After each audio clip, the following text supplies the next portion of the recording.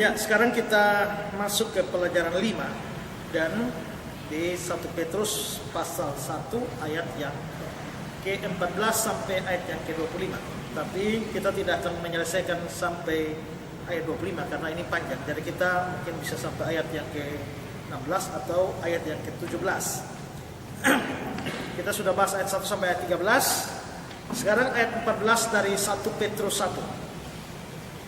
Bunyinya, hiduplah sebagai anak-anak yang taat dan jangan turuti hawa nafsu yang menguasai kamu pada waktu kebodohan. Hiduplah sebagai anak-anak yang taat dan janganlah turuti hawa nafsu yang menguasai kamu pada waktu kebodohan. Pertama, kita mau menyoroti ayat ini potongan per potongan. Hiduplah sebagai anak-anak yang taat.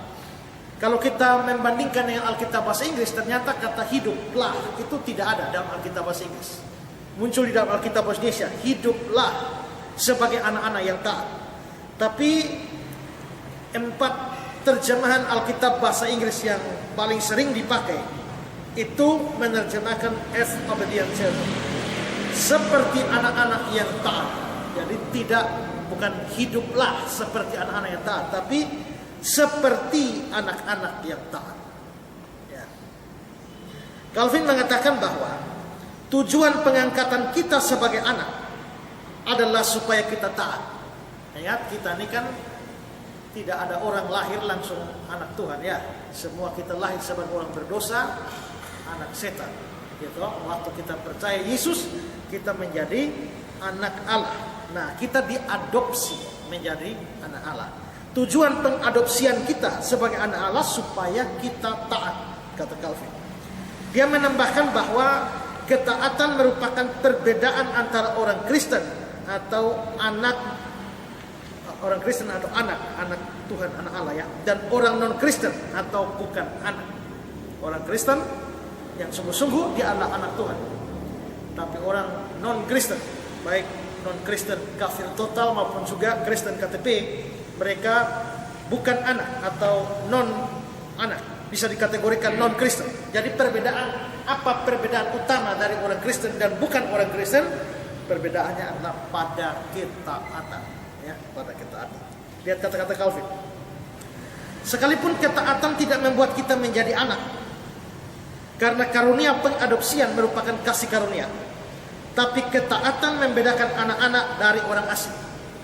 Jadi kita itu bukan karena kita taat lalu kita jadi anak Tuhan, jadi anak Allah, bukan. Ya, menjadi anak Allah itu hanya kasih karunia, itu gratis dari Tuhan. Ya.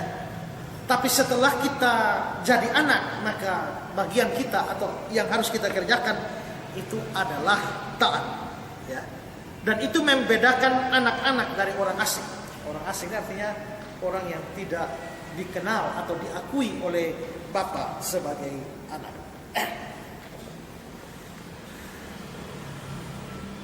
Apakah saudara sudah hidup taat dan berbeda dengan orang-orang yang bukan anak Tuhan? Ya? Padahal itulah perbedaannya. Jadi kalau kita tidak berbeda berarti kita ada yang salah itu, ya. Tapi ingat, ya, kalau kita berbeda dengan orang lain, itu perbedaannya hanya pada yang dilarang oleh firman. Kalau tidak dilarang oleh firman, sama dengan orang non-Kristen juga tidak apa-apa. Ya, sama juga tidak apa-apa. Orang non-Kristen dipakai baju, kita mesti berbeda. Kita tidak pakai baju. Itu kan bahaya, kan? Nah, jadi boleh sama, asal itu bukan dosa. Tapi dalam urusan dosa, maka harus berbeda. Harus berbeda. Nanti sebentar kita lihat lebih jauh. Tapi pokoknya dari sini, sebagai anak-anak yang taat, artinya bahwa memang ciri seorang anak Tuhan itu adalah ketaatan, berbeda dengan orang-orang non-Kristen. Potongan berikut, dan janganlah turuti hawa nafsu yang menguasai kamu pada waktu kebodohan. Kata dan juga sebetulnya tidak ada. Ya. Di dalam NIV diterjemahkan, janganlah menyesuaikan diri dengan keinginan-keinginan jahat yang kamu miliki pada saat kamu hidup dalam kebodohan atau ketidaktahuan. Jangan turuti hawa nafsu yang menguasai kamu. Nafsu ini seperti saya pernah jelaskan ya, karena bahasa Ibrani itu kan tidak ada huruf vokal. Kalau omong ada, kalau tulis tidak ada, maka dia hanya tulis hanya huruf mati semua. Ya, tulis juga dari kanan ke kiri. Jadi kalau nafas itu bahasa Ibraninya adalah nefes. Ya, jadi N B S nefes. Tulisnya dalam Latin ya nefes. Tapi karena tidak ada huruf vokal, ya sudah, cuma ini saja. Baru dicontoh nefes. Ya. Nah, ini kalau diambil hanya huruf vokal, huruf mati saja, maka N, F, dan S ini bisa sama dengan nefes ini ya nafas. Kemarin ada orang tanya saya, Pak Isra, yang betul itu sebenarnya kata-kata yang benar itu ibadah atau ibadat? Ya, T atau H? Menurut saudara, ibadat atau ibadah? Ya,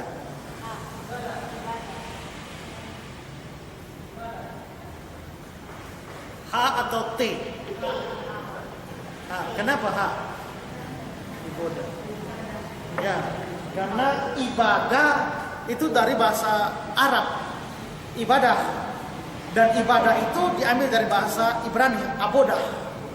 Jadi dari abodah menjadi ibadah, lalu sampai di Indonesia menjadi ibadah. Kita rubah sedikit menjadi ibadat. Tapi saya coba cari di Alkitab kita, apakah Alkitab kita menggunakan ibadat atau ibadah? Setelah saya cari ibadat, ternyata ratusan ayat di Alkitab bilang ibadat. Setelah itu saya coba ibadah lagi, saya cari juga, ternyata ratusan ayat juga pakai ibadah. Berarti Alkitab kita ini kadang-kadang menulisnya ibadat, kadang-kadang menulisnya ibadah. Ya, itu. Nah, tapi ya itu tidak menjadi persoalan yang terlalu inilah. Tapi akar kata Ibrani itu yang menyebabkan kata itu seperti itu. Nah, ini juga sama. Nefes. Nah, kata nefes itu yang akhirnya menurunkan bahasa Indonesia nafas. Nah, nefes itu sama artinya dengan nafas. Tapi karena huruf matinya NPS, maka itu juga akarnya sama dengan nafsu. Ya. Jadi artinya nafas itu berhubungan dengan nafsu. Sepanjang ada nafas, ada nafsu. Begitu nafas melayang, nafsu hilang, ya kan? Maka jangan bilang, lu nih jangan apa? Jadi bernafsu itu tidak salah. Kalau saudara tidak punya nafsu, itu sudah mayat itu ya. Maka kita juga manusia diciptakan Tuhan dengan nafsu makan, nafsu marah, nafsu seks, dan nafsu-nafsu yang lain. Itu konsekuensi dari kita bernafas, maka kita bernafsu. Yang salah itu kalau kita bukan menguasai nafsu, tapi nafsu menguasai kita. Nah, itu yang salah. Nafsu seks tidak salah, tapi kalau nafsu seks menguasai kita, maka kita tidak peduli mau berhubungan seks dengan siapa saja, kapan saja, dan di mana saja. Nah, itu jadi masalah. Berarti nafsu menguasai. Makan itu juga baik, itu nafsu. Tapi kalau nafsu makan menguasai kita, nah, maka kita makan sejadi-jadinya, lupa orang lain tidak dapat bagian yang di lidah belakang kita, ya kan?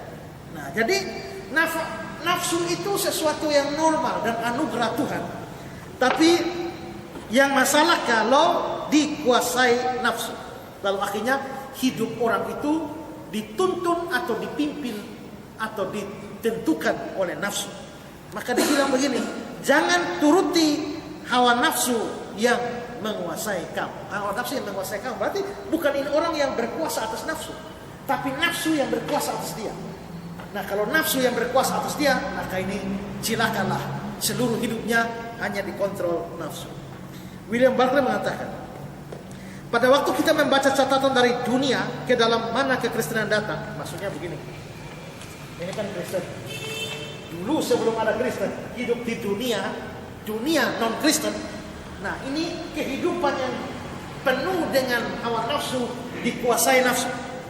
Pada waktu kita membaca catatan dari dunia dalam mana kekristenan datang, kita hanya merasa jijik pada kehidupan yang semata-mata bersifat daging yang ada di dalamnya. Jadi kehidupan non-Kristen sebelumnya ini kita hanya merasa jijik dengan semua nafsu yang ada dalamnya. Di sana ada kemiskinan yang sangat menyedihkan pada masyarakat kelas bawah. Tapi pada masyarakat, jadi maksudnya di dalam dunia ini, dunia pra-Kristen itu ya, ada kemiskinan yang luar biasa di satu sisi pada masyarakat. Tapi pada masyarakat kelas atas kita membaca tentang pesta-pesta yang menghabiskan ribuan pound.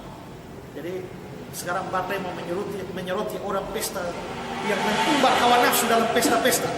Dia memberikan contoh di mana dihidangkan otak dari burung merak dan lidah dari burung bulbul, dan di mana Kaisar Filetius Kaisar Romawi menghidangkan di meja pada satu pesta 2.000 ikan dan 7.000 burung. Ya, taruh situ makan sampai doak-doak, ada 2.000 ikan di situ. Ya, lalu 7.000 burung. Bayangkan saja itu makan sampai bengkok-bengkok gitu ya. Nah ini namanya sudah dikuasai nafsu makan ini ya. Nah, bukan lagi menguasai nafsu makan, tapi dikuasai nafsu makan. Pernahkah saudara hadir dalam satu pesta ada kira-kira 2.000 ekor ikan? Ya, paling kita ikannya, ini bukan ikan kecil-kecil ya. Kalau sardin memang bisa 2.000. Ini kelihatannya yang dimaksudkan sini adalah ikan besar. Ya, kalau sardin bisa sampai 2.000 gitu. Tapi kalau ikan-ikan besar begini ya paling berapa ekor? Tapi Kaisar Filetius ini mengadakan pesta dengan 2.000 ikan yang besar, 7.000 burung.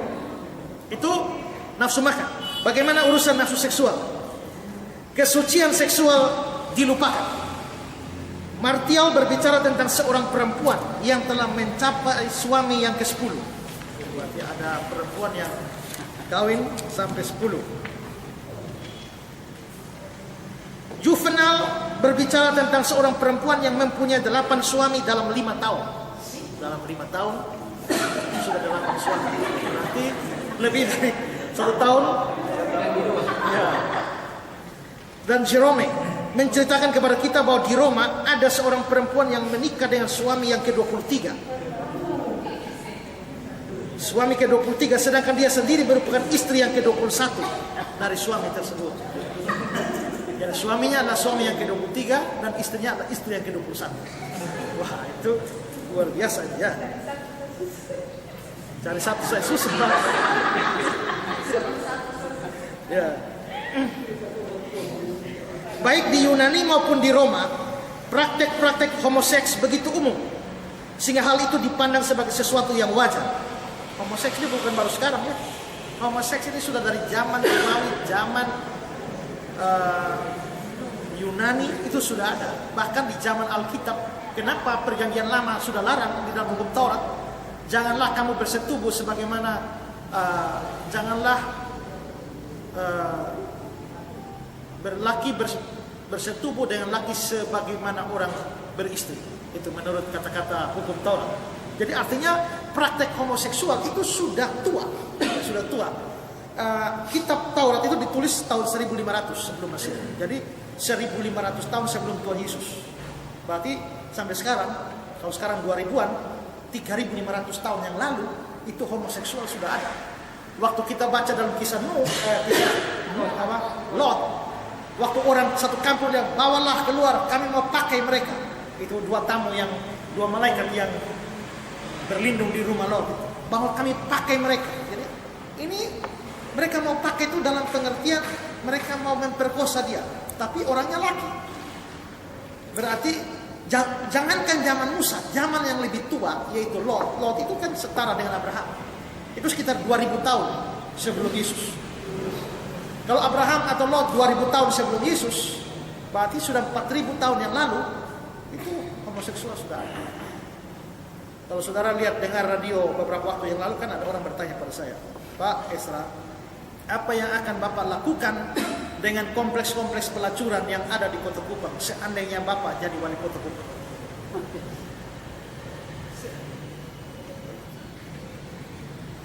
Saya bilang suka, ini sulit. Mengapa? Karena rasanya mustahil memberantas prostitusi, pelacuran. Lokalisasinya bisa ditutup, tapi praktek pelacurannya mustahil. Karena boleh dikatakan ini adalah praktek prostitusi hampir seumur dunia. Zaman Yosua, ya, yang orang Israel mau serang apa ya? Rahab sudah pelacur. Tapi itu dari kita hanya melihat dari Alkitab. Tapi kalau kita menelusuri dari kebudayaan Yunani, Romawi, Cina kuno, itu sudah sangat-sangat tua. Makanya ada orang mengatakan bahwa pelacuran itu adalah dosa yang paling tua di dunia. Ya. Dan tidak pernah berhasil diberantas. Lokalisasinya bisa ditutup, tapi prakteknya tidak. Kita ambil contoh yang saya cerita beberapa minggu yang lalu tentang apa? Tante Doli itu ya. Nah, Tante Doli itu lalu dia akhirnya menjadi pelacuran terbesar bukan cuma di Indonesia tapi di Asia Tenggara, Gang Doli itu. Tapi dipaksa tutup oleh wali kota Surabaya. Tutup memang. Tapi apakah praktek prostitusi selesai? Tidak. Begitu Gang Doli ditutup, sekarang muncul pelacuran yang lebih kelasnya di atas, namanya E-Doli. Elektronik Doli. Jadi kalau orang pergi ke sana, kalau dulu kita pergi ke sana kan semua ruang-ruang kaca sudah ada cewek cantik luar biasa itu, tinggal sudah ada tukang tawar. Tukang tawar. Jadi kalau kita jalan ke sana, itu tukang tawar Pak, itu yang itu orang Manado Pak, itu baru umurnya sekian ini wah ini servisnya bagus Pak, ini wah dipromosikan. Ya, Pak mau yang nomor berapa ini? Itu. Nah, cantiknya mereka ini kelas-kelas artis semua. Kelas artis semua. Tapi kalau sekarang pergi ke sana tidak ada lagi begitu. Mereka tinggal ini saja. Pak lihat buka HP mau nomor berapa. Ya. Mereka sudah tukang tawar itu sudah punya koleksi semua cewek-ceweknya di sini. Nah tinggal Pak pilih nomor berapa. Kalau Pak pilih nomor berapa, oke, setuju, bayar di hotel mana, pergi ke sana, ceweknya dikirim. Sekarang mau tutup bagaimana? Sulit. Nah, karena itu maka oke, saya bilang begini, wali kota Surabaya boleh tutup kompleks pelacuran. Tapi kalau saya jadi wali kota bisa saja tutup kompleks pelacuran, tapi mesti pertimbangkan. Begitu banyak orang itu menggantungkan hidupnya di Gang Doli. Tukang becak, tukang jual rokok, tukang nasi goreng, dan segala macam sopir taksi semua ada di situ. Dan begitu ditutup, itu berarti sekian banyak orang kehilangan ini apa? Mata pencaharian. Sekarang pemerintah memikirkan itu solusinya bagaimana. Kedua, kalau kasusnya seperti ini, kalau mereka dikelompokkan di dalam satu lokasi tertentu, maka pemerintah bisa kontrol. Bisa dikasih pembinaan, kedua bisa dicek kesehatan. Sehingga kalau yang AIDS bisa segera ditangani. Tapi kalau sekarang sudah ditutup dan mereka lihat, siapa kontrol siapa? Maka penyakit AIDS ini akan menular dengan sangat-sangat cepat tanpa bisa dikontrol lagi. Tanpa bisa dikontrol lagi. Ini repot. Lalu saudara, kalau saudara tahu sekarang ada namanya komunitas Bispak. Kalau saudara pergi Facebook saja sudah Bispak. Apa itu Bispak? Bispak. Ya. Dan ada Bispak Kupang. Di Kupang ini ada Bispak. Jadi itu adalah cewek-cewek yang masuk ke sana dan mereka mengiklankan diri, mereka bisa dipakai. Tinggal baku kontak saja, sepakat ketemu di mana, di hotel mana, kamar berapa, bayar berapa. Itu. Di Kupang pun ada Bispak. Ya. Nah sekarang mau mencegah seperti itu bagaimana coba? Maka itu mereka punya grup sendiri di BlackBerry, grup di Facebook, di Twitter dan semuanya. Kalau saudara di Facebook tahu-tahu lihat ada orang mengiklankan diri, gitu. Kadang-kadang saya jengkel juga ketemu ini, apa ini ya? Nah, kok tiba-tiba masuk tidak tiba-tiba dan cilakanya adalah mentak kita dengan menggunakan nama orang-orang tertentu yang orang tidak tahu apa. Jadi saya bisa saja tiba-tiba tahu-tahu Kapri mentak gambar cewek seperti itu kepada saya. Saya marah-marah sama Kapri, tapi Kapri tidak tahu apa-apa. Ya. Nah, jadi itu adalah mereka mempromosikan diri. Nah sekarang kalau mau kontrol seperti itu, kontrol bagaimana? Suka. Jadi saya bilang begini, kalau saya jadi wali kota Kupang, yang saya lakukan adalah saya panggil semua dulu rapat dulu. Lalu lihat kita punya solusi terhadap setiap masalah yang sekarang pikirkan. Kalau satu lokalisasi pelacuran dibubarkan, pikirkan sekarang apa resikonya, apa efek samping. Pikirkan semua. Oh kalau lokalisasi dibubarkan maka akan terjadi ini, akan terjadi pengangguran, akan terjadi ini. Ini masalah semua pikir. Ada solusi jalan keluar atau tidak. Kalau ada tutup dan. Tapi kalau tidak ada biarkan. Biarkan supaya bisa dikontrol. Jangan mimpi menghapus pelacuran. Jangan mimpi. Ya. Pelacuran tidak akan pernah terhapus. Ditutup lokalisasinya bisa. Tapi yang kamu pikir, kamu mau menutup lokalisasi atau mau mengamankan masyarakat? Kalau dia beredar ke tempat-tempat kos, bagaimana? Ya. Kalau mereka menjalar di antara para mahasiswa, bagaimana? Kalau menjalar di sekolah, bagaimana? Kalau dia taruh di KD, bisa dideteksi. Tapi kalau KD dibubarkan dan semua menyebar, coba lu deteksi di mana? Tapi itu menunjukkan bahwa memang dosa yang sudah sangat berakar pada budaya dan hidup dengan penuh hawa nafsu. Jadi sama sekali sukar untuk diberantas, bahkan mustahil. Ya. Demikian juga praktek homoseks. Oh tidak main-main saudara. Di Surabaya tuh ada. Saudara kalau tidak ini, saudara akan lihat dia cantik luar biasa. Tapi tahu itu laki-laki. Itu laki-laki. Waktu saya masih kuliah dulu, saya ini kan tahu itu bencong. Saya tahu. Tapi saya ini mereka kan tunggu-tunggu di jalan. Kalau kita lewat kendaraan itu, mas. Nah suatu hari saya kepengen tahu. Saya kepengen tahu ini kira-kira mereka di jalan-jalannya harga berapa. Ya, loh. Saya sudah tahu itu laki-laki. Tapi begitu stop di saya di ini, tangan saya berhenti dan saya lihat dia, saya kagum juga dia. Cantiknya luar biasa. Cantiknya lebih dari perempuan asing. Ya. Nah setelah itu saya tanya berapa? 20.000. Ya, 20.000. Akhirnya, saya pikir ini dia sudah coba kalau dia kasih harga mahal, saya pura-pura menurunkan. Tapi ini dia sudah murah. Saya tawar lagi sampai 5.000 bisa. Saya baru bilang 5.000. Dia kan omongnya kan suaranya, ayo mas, ini 20.000 saja. Pokoknya suaranya manis betul. Ini. Begitu saya 5.000 dia bilang, bangsat kau. Disikat helm saya nih, saya angkat botol lari kabur sama-sama. Ya. Jadi tadi suaranya betul-betul feminin, tiba-tiba berubah jadi maskulin. Ya. Terlalu banyak dan cantik-cantik luar biasa. Ya, pernah terjadi. Ini kisah nyata. Saya baca di majalah.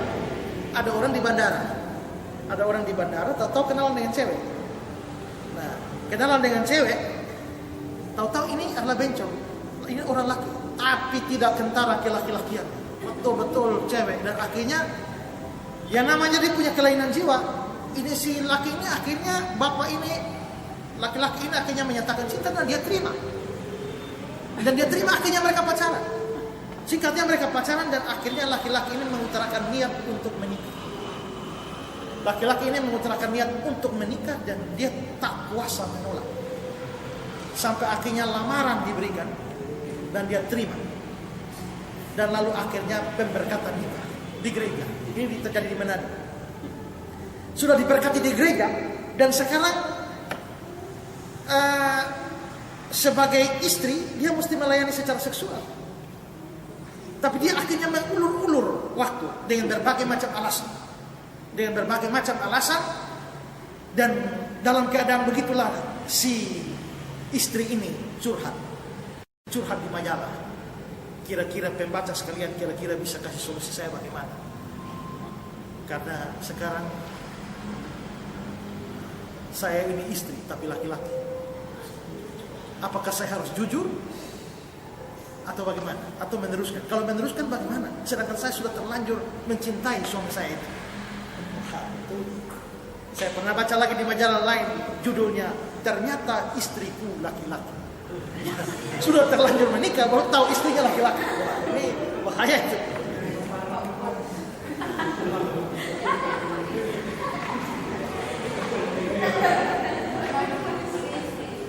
Jadi saya beritahu saya yang pacaran-pacaran ini periksa bapak itu. Ya.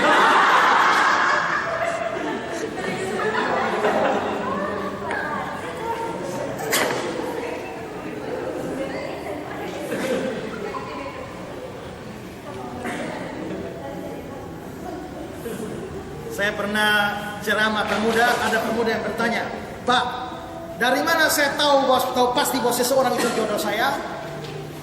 Saya bilang, pertama, dia mesti manusia.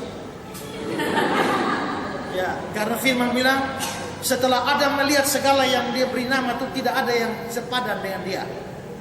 Lalu Tuhan menciptakan yang sepadan. Berarti harus manusia. Kedua, dia harus lawan jenis dari saudara. Kalau dia laki, maka saudara harus perempuan. Kalau saudara laki, dia mesti perempuan. Kalau saudara perempuan, dia laki. Karena Tuhan memberkati laki-laki dan perempuan. Bukan laki dengan laki dan perempuan dengan perempuan.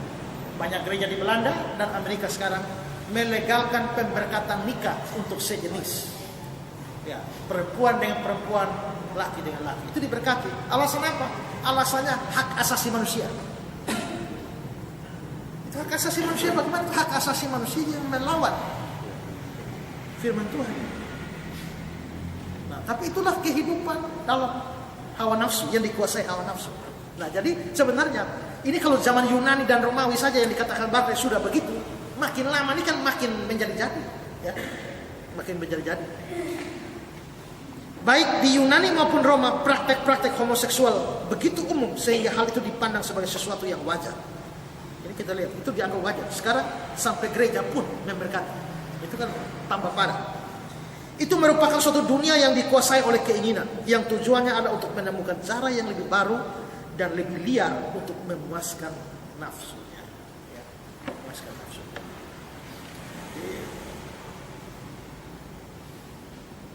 Kalau sampai dunia, ini kan Barclay bilang dunia dari mana Kristen datang? Berarti ini Barclay bicara dunia di luar Kristen. Tapi kalau sekarang gereja melegalkan itu dan memberkati, itu berarti sudah merasuk itu dalam gereja. Maka kalau sudah merasuk dalam gereja, nah ini gerejanya sudah sesat. Ya, gereja sudah sesat. Saya kira kita akan bergerak ke sana karena ya sekarang juga pernah terjadi pro kontra baku ramai di Facebook kan, karena orang mengangkat, kalau tidak salah Pak Jimmy Lasa yang angkat itu pemuda gimmick membuat acara kontes waria, ya, lalu memberikan penghargaan kepada waria terbaik dan sebagainya. Lalu akhirnya terpiculah kita semua baku debat di sana. Nah, yang lain menolak ini salah ini. Kalau sudah tahu tidak normal begitu, kenapa kita dukung? Tapi yang lain bilang, loh itu kan hak asasi mereka. Begitu. Kita jangan buang mereka. Ya, kita memang tidak boleh buang mereka, tapi apakah dengan membuat kontes-kontes buat mereka, apakah kita memperbaiki mereka atau tambah merusak mereka? Ini masalah. Ya. Itu semacam penyakit sebenarnya, penyakit psikologis. Yang mestinya kita tidak boleh buang mereka, tapi mesti ditolong supaya mereka diubah. Ya, diubah. Bukan memberikan ruang bagi mereka untuk mengeksploitasi semua keanehan mereka itu. Ketidaknormalan itu salah. Kadang-kadang itu faktor psikolog. Makanya orang tua kadang-kadang kalau orang tua terlalu kepengen anak perempuan, ternyata yang lahir laki-laki, nah, maka mereka sudah terobsesi dengan perempuan. Kalau yang lahir laki-laki kadang-kadang timbul kecenderungan memperlakukan si anak laki-laki itu sebagai anak perempuan. Nah, itu yang kadang-kadang kalau kebablasan jadi begitu. Saya lahir sebagai anak laki-laki.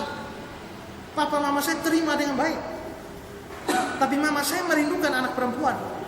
Begitu adik saya Edwin yang sekarang main musik di agama lahir, mama sebenarnya sudah kepengen dia jadi perempuan. Dan karena itu sudah dia pernah pada masa-masa kecil kami itu, dia ini pernah didandan seperti perempuan karena rambutnya panjang begini, diikat pita, kasih lipstik segala macam. Dan kalau dibawa jalan, orang tidak menyangka itu laki. Ya untungnya hanya sesaat. Sehingga dia kembali normal kepada laki-lakiannya. Coba kalau dibiarkan terus, maka dia akan ini jadi perempuan. Demikian juga orang menginginkan anak laki-laki, tahu-tahu yang lahir perempuan, dia akan menyebabkan anak perempuannya naik genteng, bongkar itu atap. Akhirnya ini anak harus berperan sebagai laki-laki dan lalu menjadi tomboy dan lain sebagainya. Karena faktor-faktor seperti itu. Karena itu maka mesti diperhatikan supaya hal-hal seperti itu bisa dicegah sejak dini. Ya. Kalau dalam dunia yang begitu rusak atau bejat saat itu, Tuhan tetap menuntut supaya mereka tidak menuruti hawa nafsu dan hidup kudus, maka tidak adalah alasan bahwa dunia kita saat ini, termasuk di Indonesia, kita boleh kompromi dengan dosa. Tidak bisa. Tetap standar Tuhan tidak turun.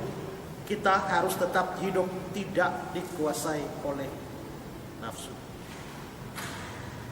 Albert Barnes membandingkan Roma 12 ayat 2. Janganlah kamu menjadi serupa dengan dunia ini, tapi berubahlah oleh pembaharuan budimu, sehingga kamu dapat membedakan manakah kehendak Allah, apa yang baik, yang berkenan pada Allah, dan yang sempurna.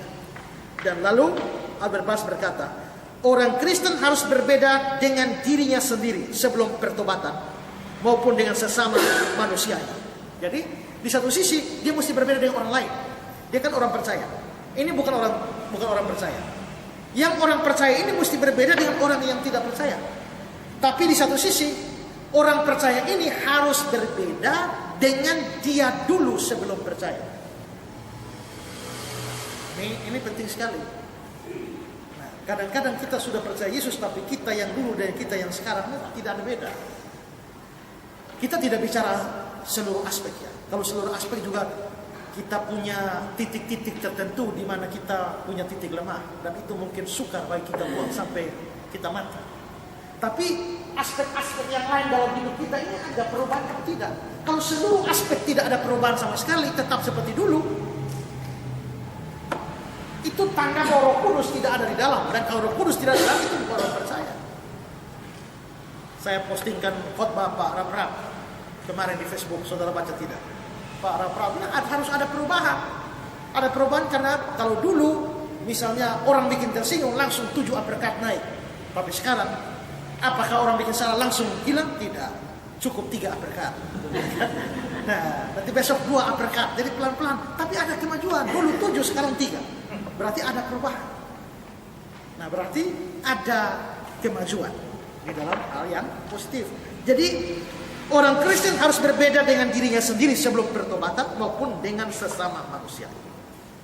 Dia harus diperintah atau dikuasai oleh hukum yang baru, mengarahkan diri pada tujuan-tujuan yang baru, dan membentuk hidupnya sesuai dengan prinsip-prinsip yang baru. Tujuannya baru, motivasinya baru, prinsip-prinsip hidupnya jadi baru. Sebelum pertobatan ada hidup yang egois, duniawi, memuaskan hawa nafsu. Hidup yang disesuaikan dengan pandangan dunia atau kebanyakan orang, tanpa peduli kehendak Allah. Sekarang tidak boleh lagi hidup seperti itu. Itu seorang anak sebagai anak. Jadi anak Tuhan mesti punya ciri seperti itu. Jangan menuruti hawa nafsumu. Pada poin C, pada waktu kebodohan.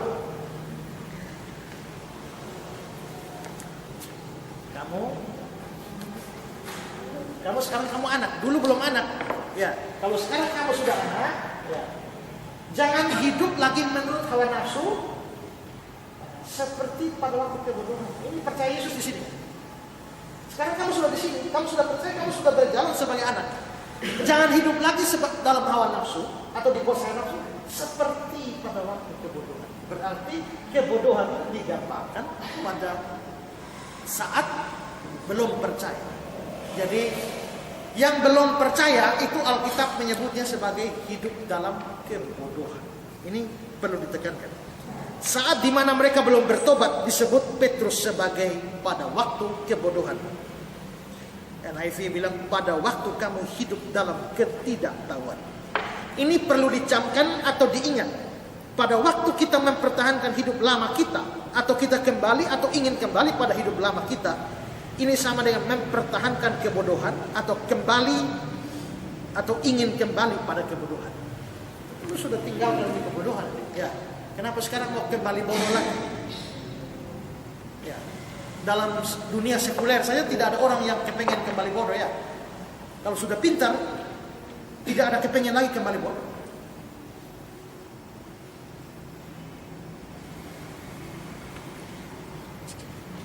Tapi kalau kita kembali hidup lama, maka itu kembali pada kebodohan. Ada yang bertanya, karena ia menunjukkan ini kepada orang Yahudi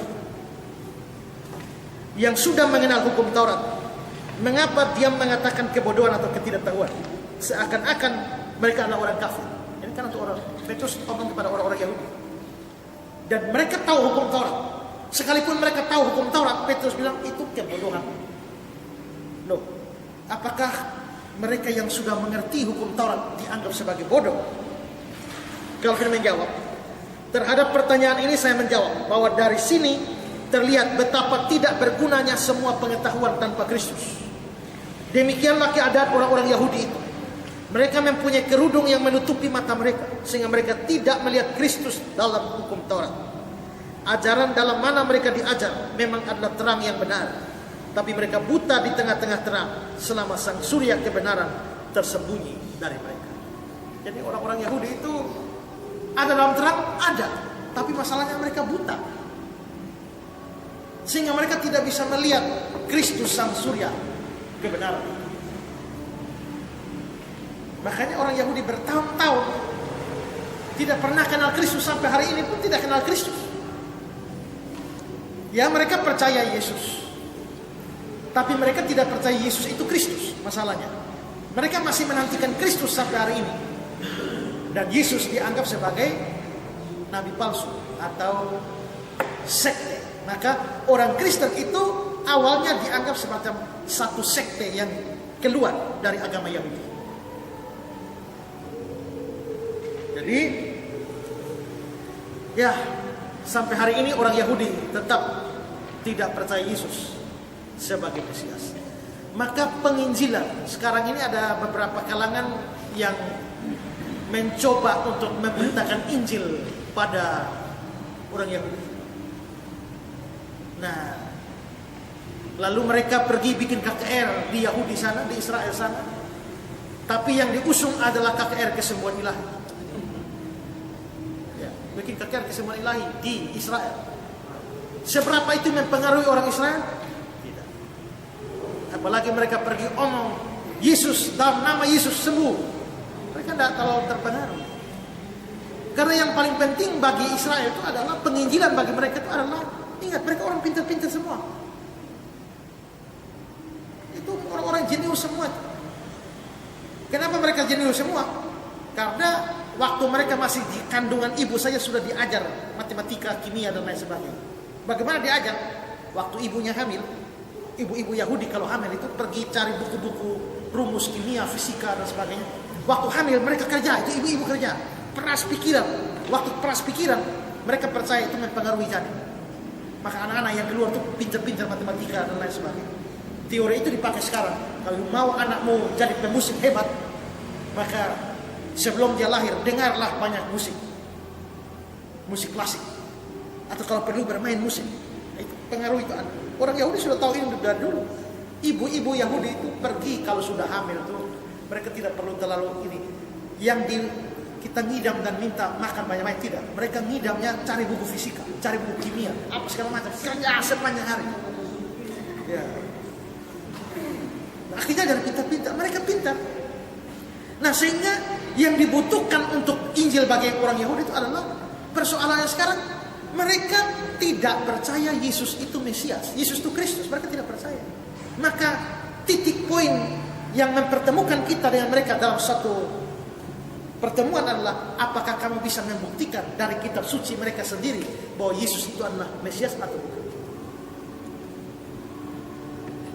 Makanya itu Rabi Yahudi yang debat sama orang Kristen, dia bilang, siapa itu Matius? Ya. Siapa itu Markus? Siapa itu Lukas?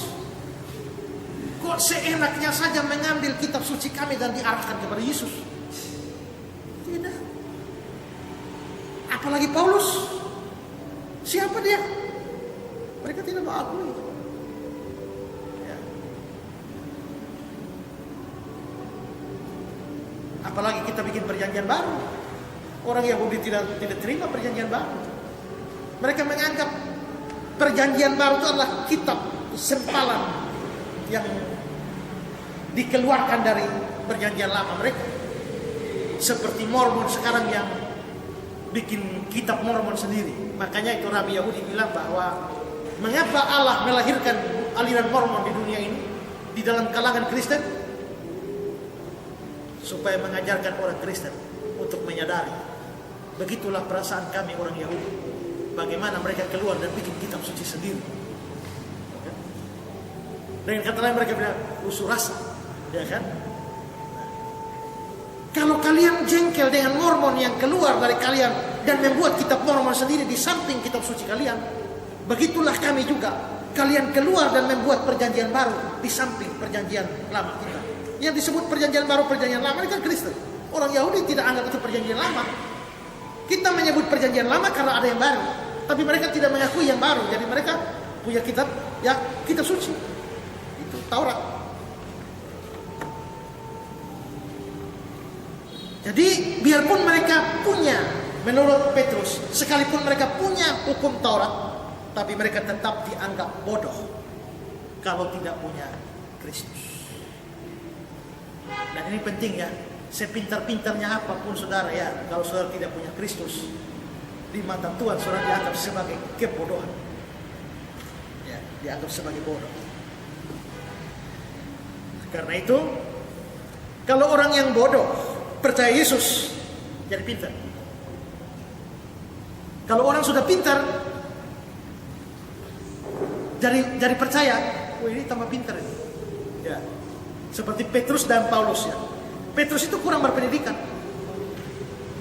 Dia hanya nelayan, pendidikan tidak terlalu bagus.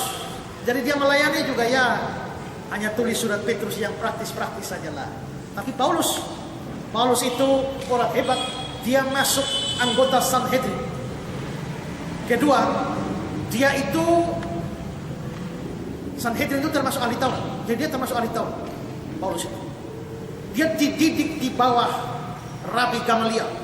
Itu hebat. Lalu dia juga belajar filsafat. Teologi Yahudi dan filsafat dia menguasai. Makanya dia pernah debat dengan aliran filsafat Stoa dan Epicurus. Dia hebat. Dan akibatnya kita lihat bahwa Paulus dipakai Tuhan secara luar biasa dengan menulis surat-surat dari seluruh perjanjian baru. Paulus punya tulisan paling banyak. Ya. Dan dia dipakai Tuhan. Sampai-sampai orang Islam menuduh bahwa Kristen itu didirikan oleh Paulus dan bukan Yesus. Ya gara-gara pemahaman Paulus itu mempengaruhi kekristenan.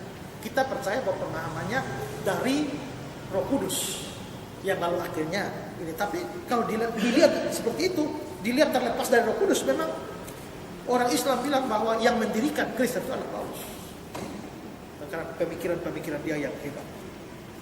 Tapi bagaimanapun juga, kalau orang di luar Kristus itu tetap dianggap sebagai bodoh. Akil tinggi bagaimanapun tetap dianggap bodoh. Sekarang ayat 15-16.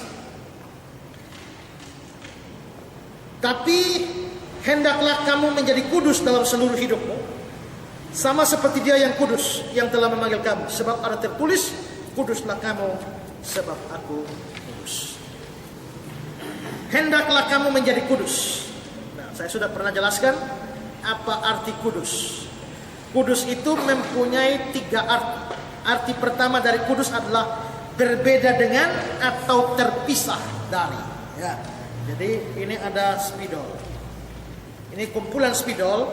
Kalau satu spidol ini dipisahkan dari spidol yang lain, maka spidol ini disebut spidol yang kudus karena dipisah. Ya. Jadi terpisah atau berbeda, dibedakan, itu artinya kudus. Hari Sabat disebut hari yang kudus. Kenapa? Karena hari itu dikhususkan atau dipisahkan karena kita beribadah pada hari itu, maka disebut hari yang kudus. Bangsa Israel disebut bangsa yang kudus. Kenapa? Mereka sama saja dengan bangsa-bangsa yang lain, tapi Tuhan memilih bangsa ini, memisahkan bangsa ini. Nah, maka bangsa ini menjadi bangsa yang kudus. Nah, kita orang Kristen, kita ini dulu tidak percaya Tuhan, kita sama saja dengan dunia ini. Tapi Tuhan lalu memanggil kita menjadi orang percaya. Kita dipisahkan dari dunia, maka kita adalah orang kudus. Karena itu kalau saudara sudah sungguh-sungguh percaya Yesus, saudara ini orang kudus. Tidak peduli kadang-kadang masih mamaki juga, ya. Tidak peduli kadang-kadang masih emosi juga, ya toh. Kadang-kadang pemalas berdoa juga. Tapi orang kudus. Kenapa orang kudus? Karena dipisahkan. Ya.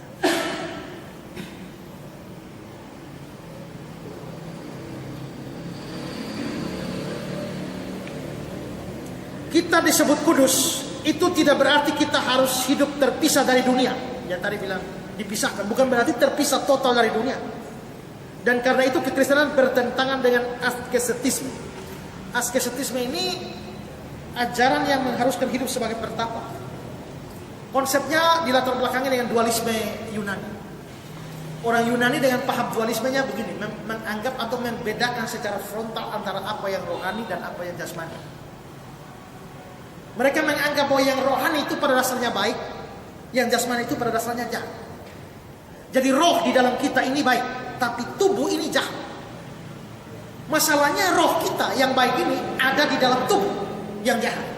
Berarti roh kita terpenjara di dalam penjara tubuh. Tetapi roh kita ini disebut roh kecil di dalam dualisme Yunani. Roh kecil, dan roh kecil ini kepengen bertemu dengan roh besar, yaitu Tuhan. Nah, roh kecil ini kepengen bertemu dengan roh besar Tuhan, tapi dia ada dalam penjara tubuh. Bagaimana caranya?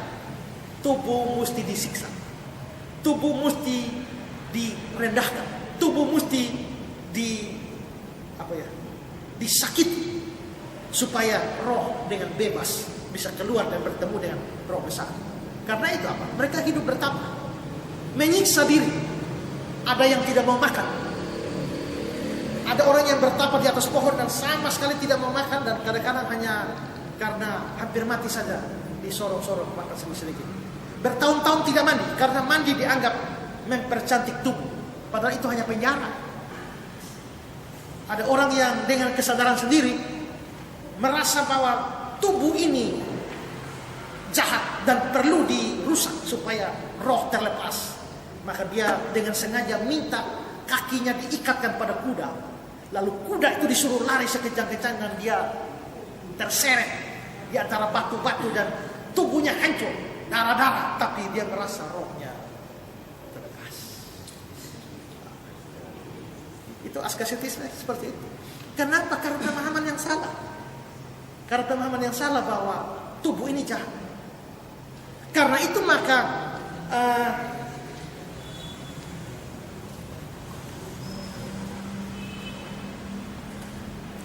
dualisme Yunani ini yang mempengaruhi munculnya ajaran sesat yang populer di awal gereja, namanya Gnostisisme.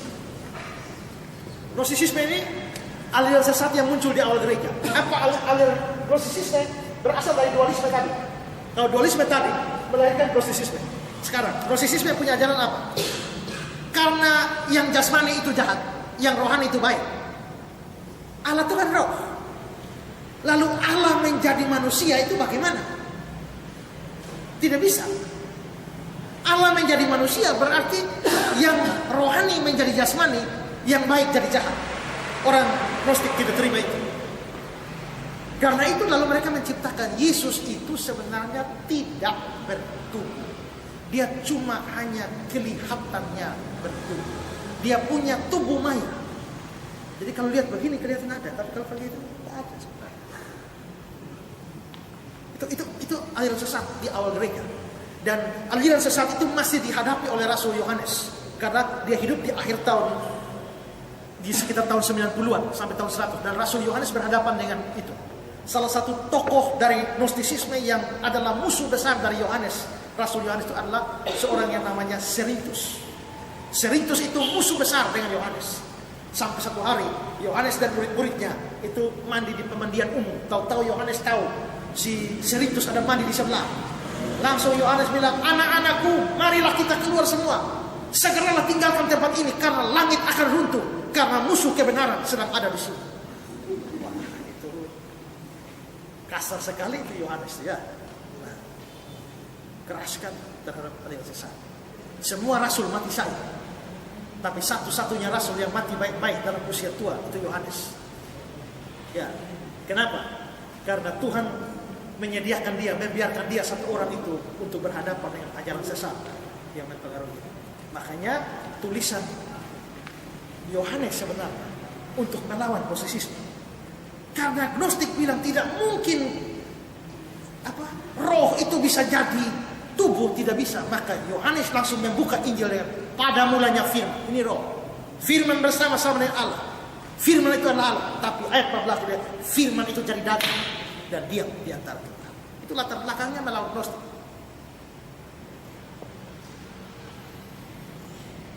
Nah, jadi kita ini harus terpisah dari dunia, berbeda dari dunia, tapi jangan sampai lalu akhirnya dunia makan, jadi kita tidak bisa makan. Ya kan? Dunia makan nasi, jadi kita mesti beda dengan dunia, kita makan batu. Kan tidak. Jadi hanya berbeda dengan dunia, hanya dalam urusan dosa. Ya. Kalau tidak dosa, mau sama dengan dunia juga tidak apa-apa. Ini penting. Orang saksi Yehova tidak mau rayakan ulang tahun, ya kan? Orang saksi Yehova tidak rayakan Natal juga. Karena apa? Karena Natal dianggap merayakan ulang tahun Yesus. Jangankan Yesus, mereka ulang tahun juga tidak mau. Kenapa? Karena menurut mereka di Alkitab tidak ada orang baik-baik yang rayakan ulang tahun. Hanya ada 2 orang yang rayakan ulang tahun. Pertama adalah Firaun, dan ini orang kafir. Kedua adalah Herodes, dan itu orang kafir. Jadi di Alkitab hanya ada perayaan ulang tahun 2, dan itu dilakukan oleh orang kafir. Kalau kita sekarang rayakan ulang tahun, kita sama seperti orang kafir. Itu argumentasi apa? Masalahnya sekarang adalah bahwa kita itu memang orang kafir yang merayakan ulang tahun, tapi merayakan ulang tahun itu dosa atau tidak? Kalau tidak apa-apa sama dengan Firaun, tidak apa-apa sama dengan Herodes. Ya kan?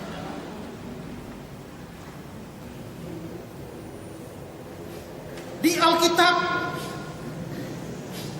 hanya Naaman yang mandi di sungai, dan dia orang kafir. Karena itu orang Kristen tidak boleh mandi di sungai.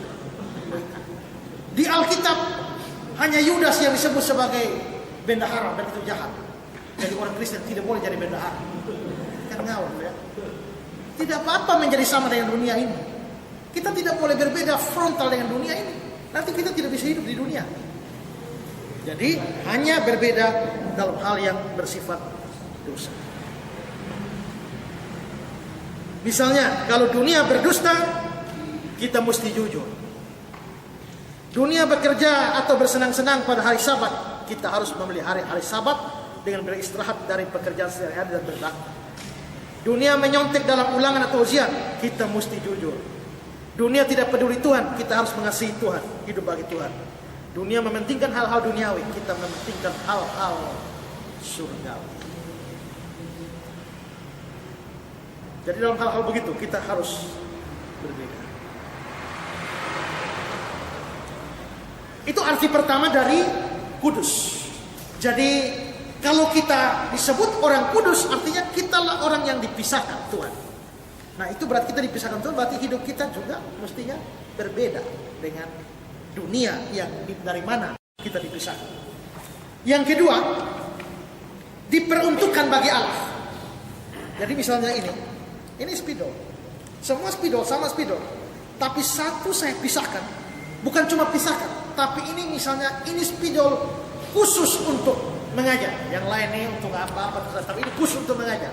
Nah ini menjadi spidol yang kudus.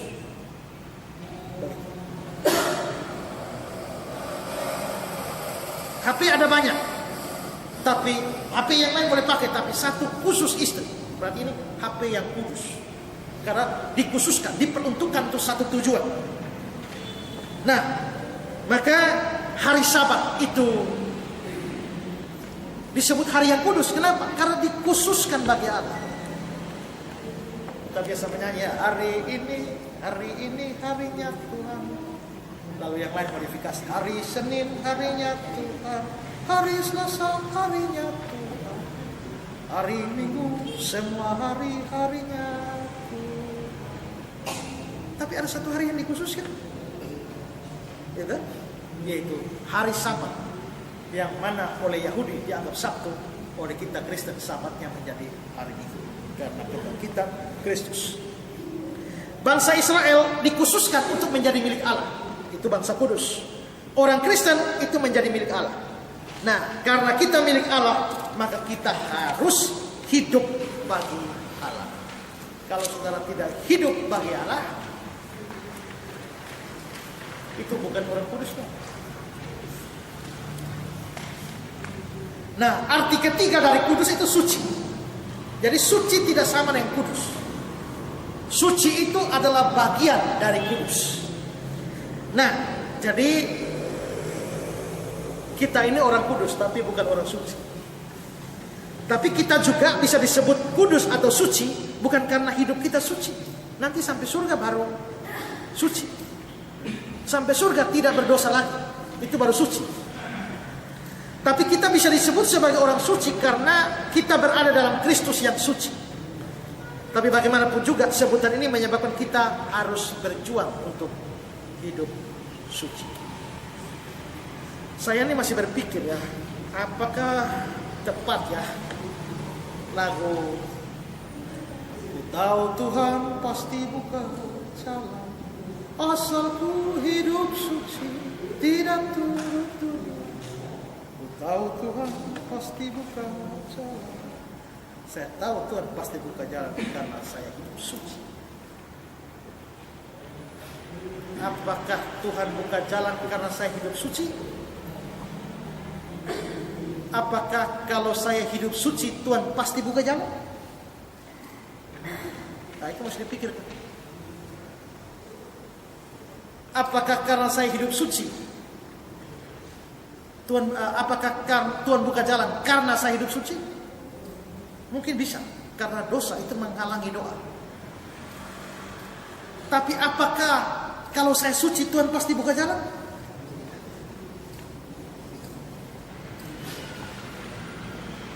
Bisa jadi kita suci, tapi Tuhan tidak buka jalan karena lu minta salah.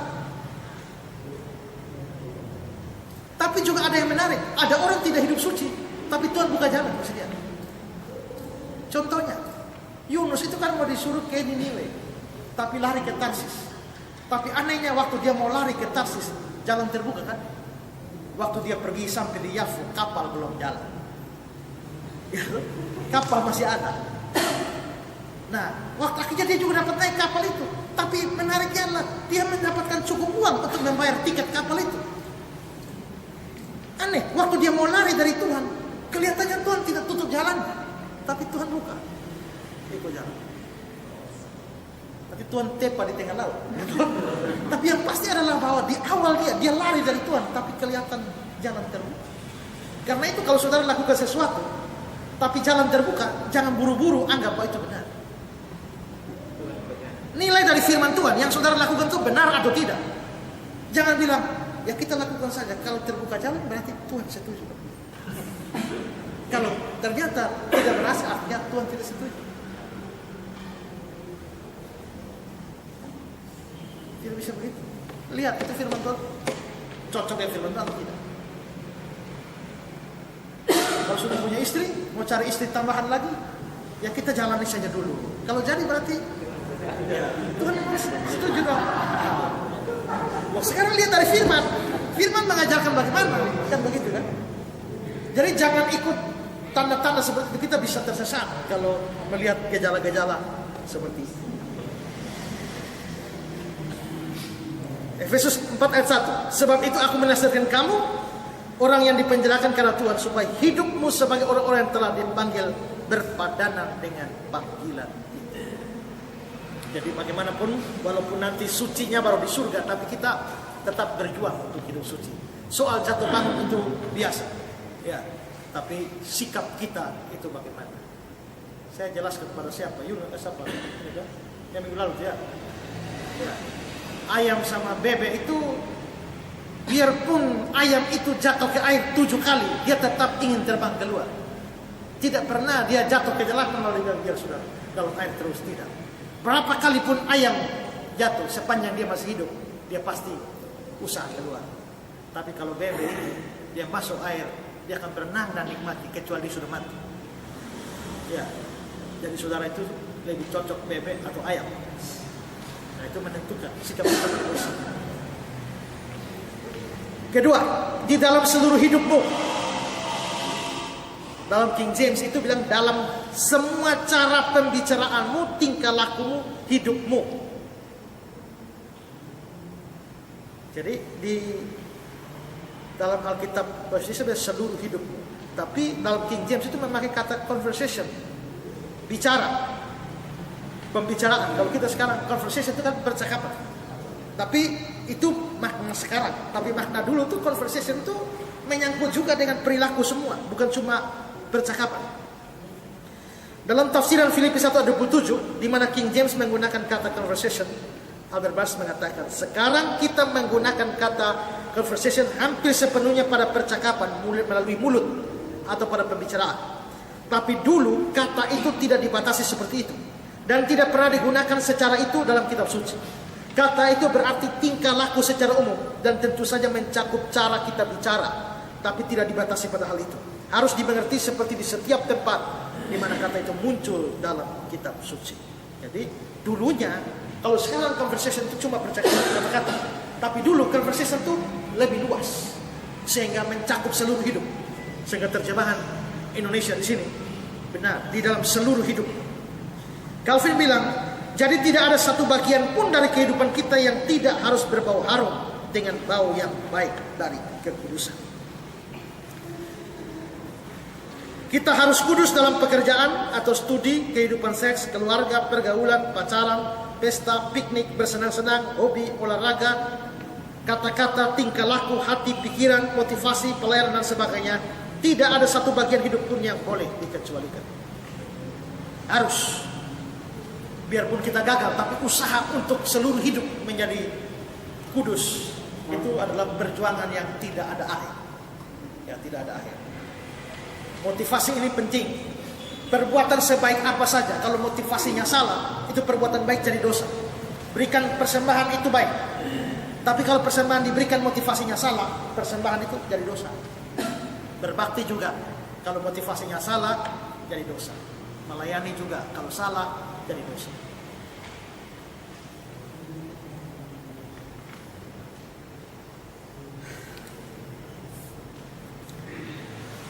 Nomor 3, sama seperti dia kudus, dia yang kudus. Jadi hendaklah kamu kudus dalam seluruh hidupmu, sama seperti dia kudus. Ini menunjukkan bahwa model atau teladan kita dalam kekudusan adalah Allah sendiri. Bandingkan dengan Matius 5 ayat 48. Karena itu haruslah kamu sempurna, sama seperti Bapamu yang di surga adalah sempurna. Calvin mengatakan, kita terlalu siap untuk memandang kepada manusia, sehingga mengikuti cara hidup mereka yang umum. Tapi jarang ada yang siap melihat pada Allah dan meneladani Allah. Jadi kita belajar apa yang seharusnya diusulkan atau direncanakan oleh orang Kristen sebagai tujuan bagi diri mereka sendiri dalam sepanjang kehidupan, yaitu menyerupai Allah dalam kekudusan dan kemuliaan. Ini mungkin cocok lagu, oh mau sepertimu Yesus disempurnakan selalu. Ada orang yang pernah protes saya, Pak, ini lagu ini kayaknya salah. Salahnya di mana? Ku mau sepertimu Yesus disempurnakan selalu. Masa Yesus disempurnakan selalu? Dia tuh sudah sempurna, Pak.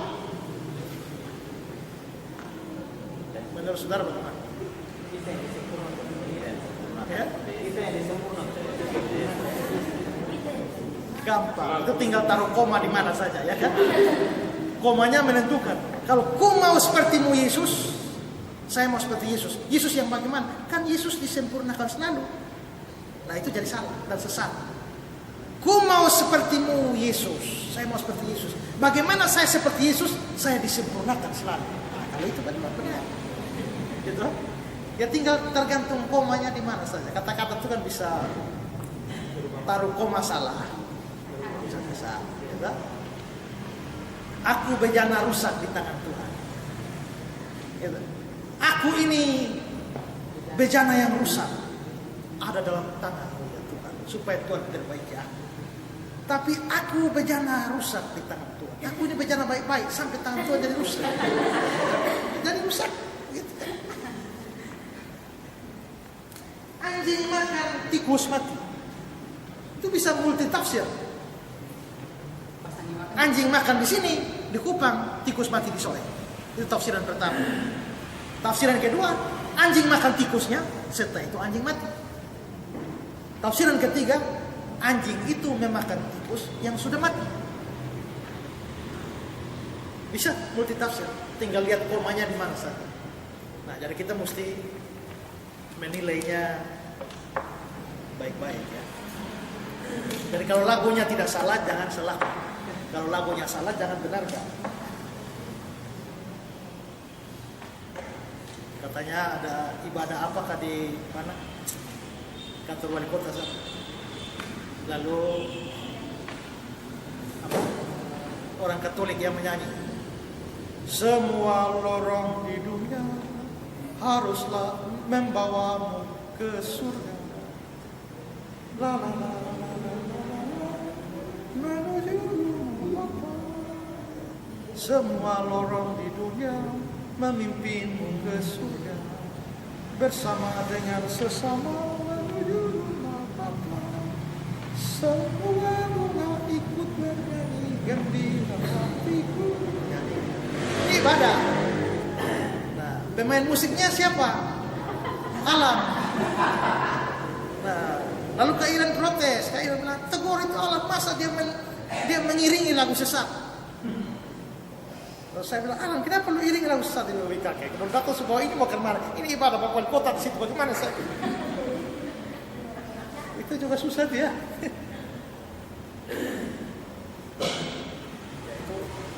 Saya sudah kepingin sebenarnya daftar banyak lagu-lagu yang tidak beres, semua itu mesti dikoreksi satu-satu, tapi belum sempat.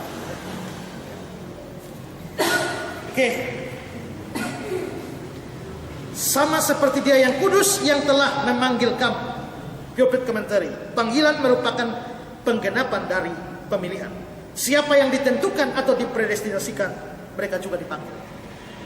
Jadi panggilan merupakan penggenapan dari pemilihan. Kita ini dipilih sebelum dunia dijadikan. Tapi panggilan untuk kita itu terjadi dalam hidup kita. Saudara pernah menerima undangan Tuhan untuk terima Dia, terima Yesus hari ini? Kapan? Oh, itu mungkin tahun 1980.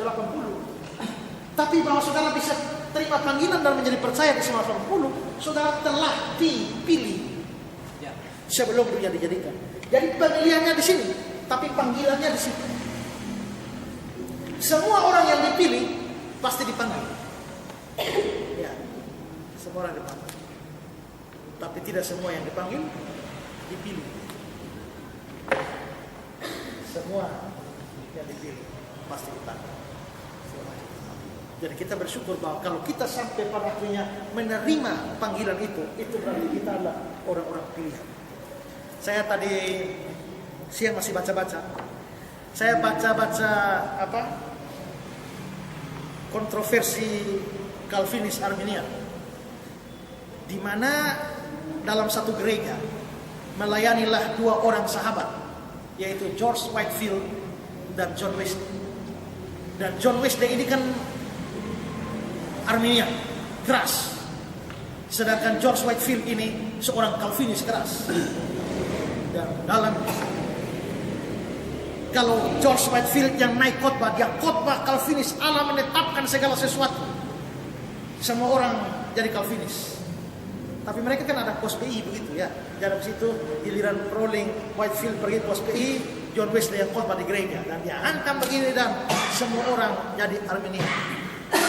Begitu Whitefield tahu lagi giliran Wesley yang pergi ke pos PI, dia kembali lagi, dia sikat lagi, bantah Wesley lagi.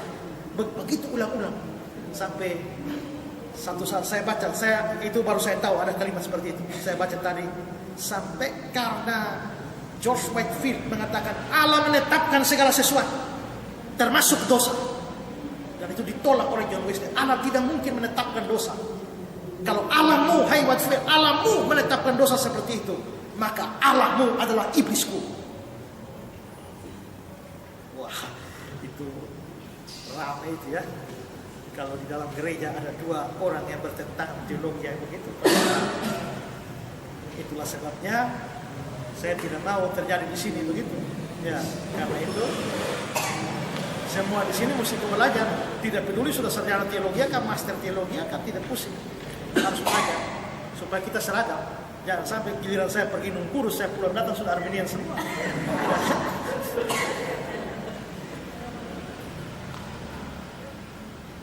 Tapi ya itu di gereja Pak Budi kan begitu. Yang soal persepuluhan, Pak Budinya orang yang pro persepuluhan, penginjilnya anti persepuluhan. Tapi Pak Budi fair, kasih dia khotbah pertama.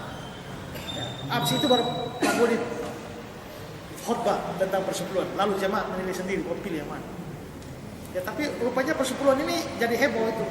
Bahkan kami dengar hampir seluruh gereja di Manado sudah menolak persembahan persepuluhan. Ya karena itu nanti September nanti ada debat persepuluhan.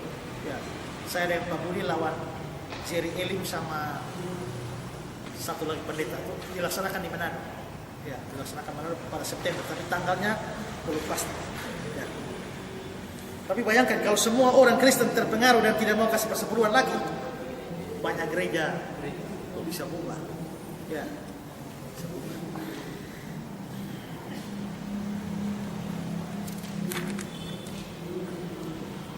Nomor 5. Sebab ada tertulis, kuduslah kamu sebab aku kudus. Ayat ini dikutip dari Imamat 11 ayat 14. Kudusnya Allah merupakan alasan mengapa kita harus kudus. Sekarang ayat yang ke-17. Dan jika kamu menyebutnya Bapa, yaitu Dia yang tanpa memandang muka menghakimi semua orang menurut perbuatannya, maka hendaklah kamu hidup dalam ketakutan selama kamu menumpang di dunia ini. Jika kamu menyebutnya Bapa, Z. Edwards mengatakan, orang Kristen, Allah itu Bapamu. Petrus telah menyatakan hal itu untuk mendorong atau menguatkan orang-orang Kristen untuk terlibat atau ikut serta dalam jenis kelakuan yang kudus atau berbeda sesuai bagi anak-anak Allah. Jadi artinya begini, kalau Bapa kita orang Kristen, Allah itu Bapa. Kalau Bapa kita kudus, anak-anaknya mesti kudus. Seringkali kita lihat punya bapak itu pelayanan setengah mati tapi model penjahat luar biasa. Itu anak tidak mencerminkan kehidupan bapaknya. Sekarang secara rohani kita nih anaknya bapak. Bapak itu kudus. Dan kalau bapak kudus, bagaimana kita tidak kudus? Makanya ada yang berkata, nama keluarga dipertaruhkan. Nah, nama keluarga dipertaruhkan. Karena itu katanya, perhatikan secara mendalam bagaimana engkau berkelakuan. Nama keluarga ini.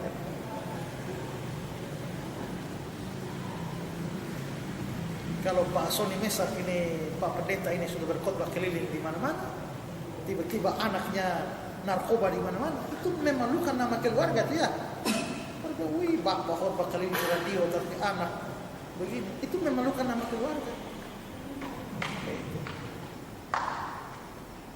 Nah, sedangkan bapak kita ada di surga dan dia kudus. Kalau kita hidup sembarangan, nah ini mempermalukan keluarga kita, keluarga kerajaan surga. Ya. Jika kamu menyebutnya Bapa, yaitu Dia yang tanpa memandang muka menghakimi semua orang menurut perbuatannya. Kata menghakimi menunjuk pada penghakiman dari Bapa. Itu memang berbicara tentang penghakiman akhir dari Allah di antara umatnya. Tapi dia juga menunjuk pada penghakiman yang terus berlangsung dari Allah dengan mana Dia melatih dan memerintah anggota keluarganya. Kata kerjanya dalam bentuk present. Ada dua hal yang perlu ditekankan ini. Ini tidak mendukung ajaran Arminian. Kenapa kau tahu-tahu lari ke Arminian? Orang Arminian menggunakan ayat ini untuk menentang predestinasi. Karena ini kita lihat satu orang Arminian, Adam Clark. Allah tidak bisa memandang muka. Ini kan Allah tidak bisa memandang muka. Dia menerima atau tidak menerima manusia sesuai dengan karakter moral mereka. Jadi kalau lu orang yang sungguh-sungguh dan baik, Tuhan terima lu. Tapi lu orang tidak baik, Tuhan tolak lu. Allah tidak pandang muka. Ya kan? Masa Allah dari mulanya sudah menentukan si A selamat, si B tidak selamat? Itu Allah pandang muka tuh.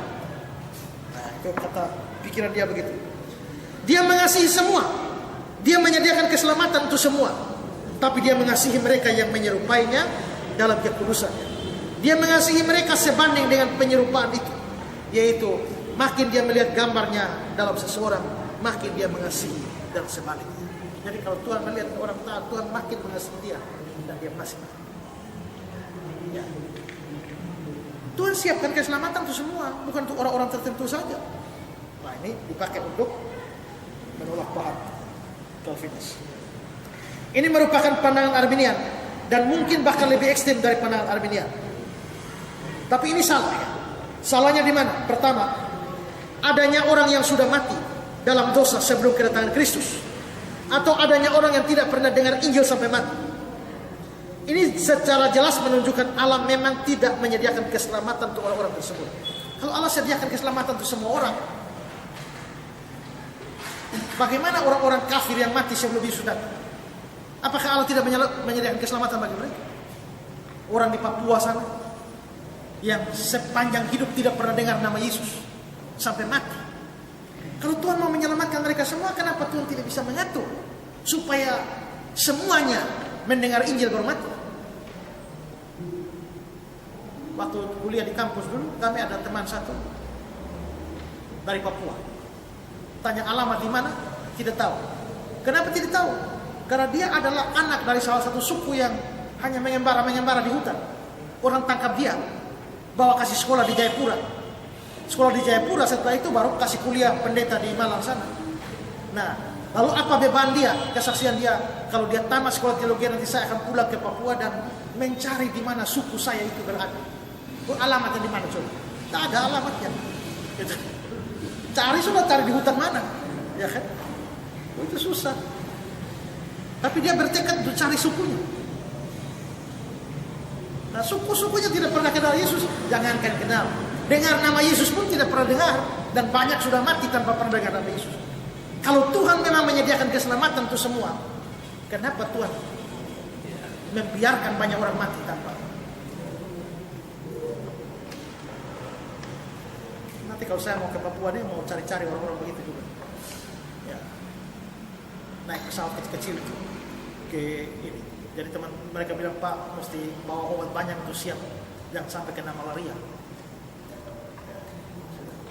Ini perjalanan 1 minggu dari 21 sampai 28. Ya. Mudah-mudahan pulang dari sana saya sudah turun.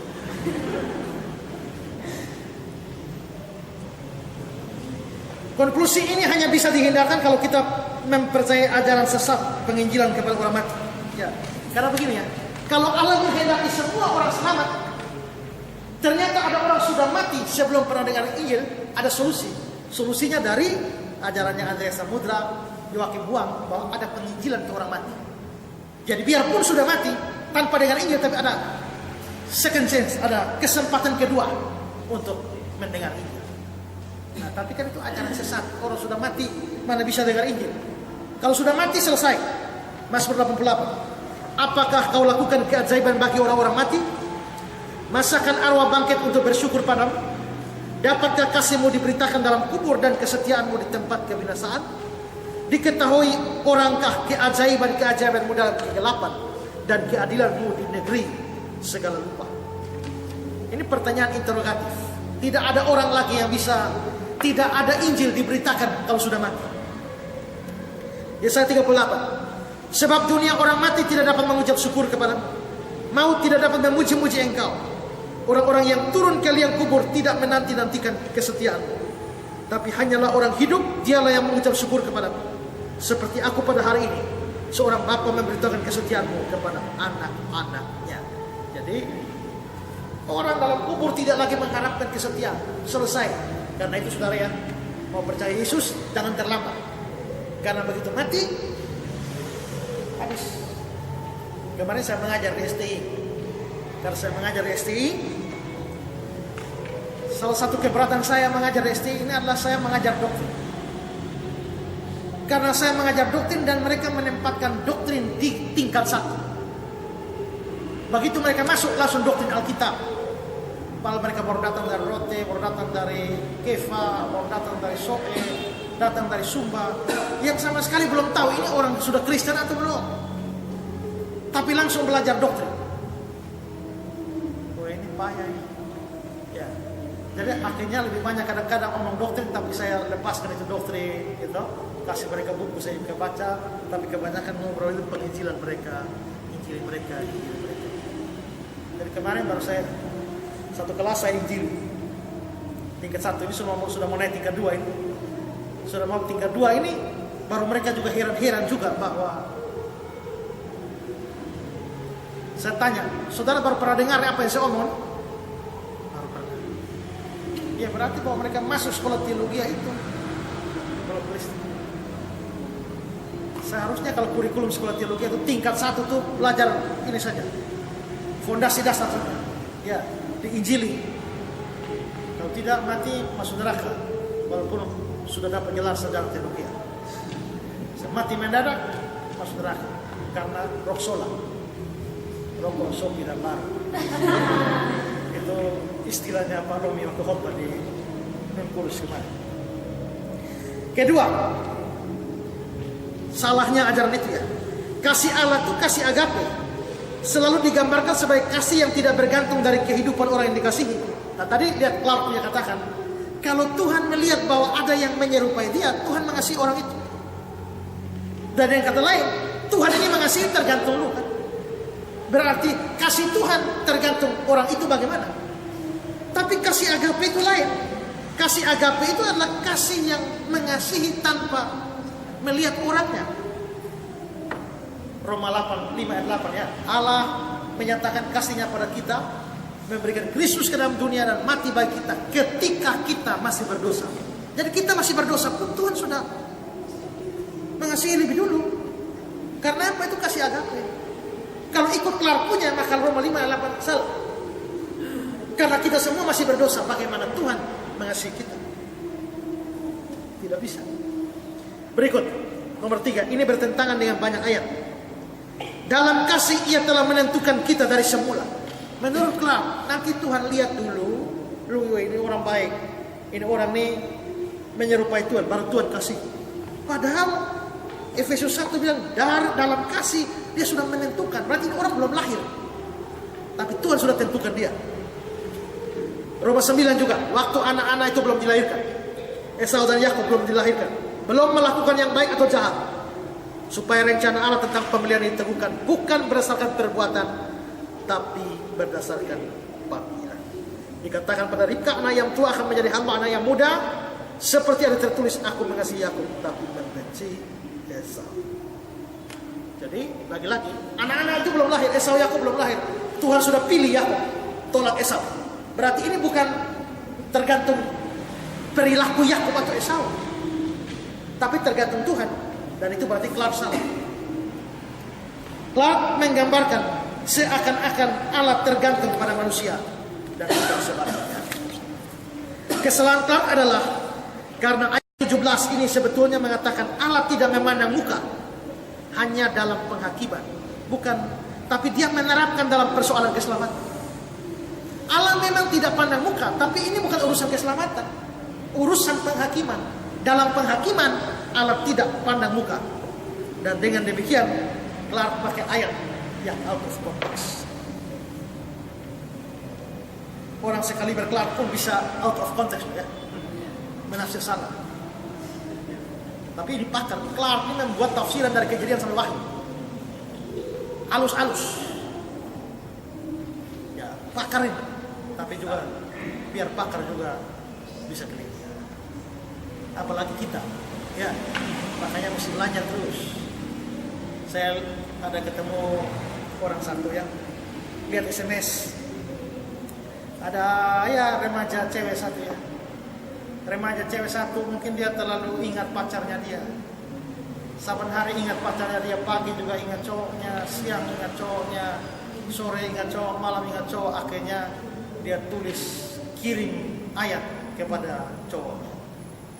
Filipi 1 ayat yang ketiga. Aku mengucap syukur kepada Allah setiap kali aku mengingat kamu.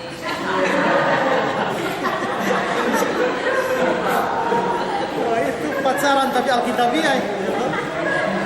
Pacaran pakai Alkitab. Tapi konteks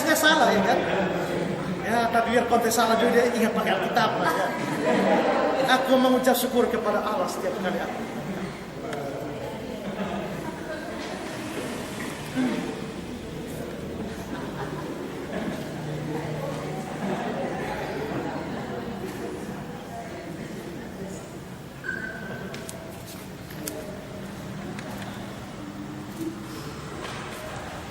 Karena waktu kita terbatas, saya loncat-loncat beberapa ya, tapi nanti saudara baca sendiri saja.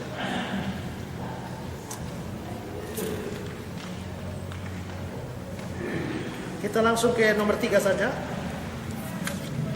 di halaman 8. Maka hendaklah kamu hidup dalam ketakutan selama kamu menumpang di dunia ini.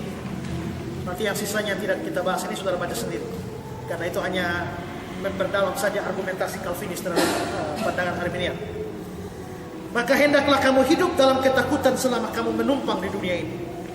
Nah, menumpang di dunia ini kita hanya tinggal sementara, dan karena itu disebut menumpang. Ya, karena rumah kita yang sebenarnya di sana.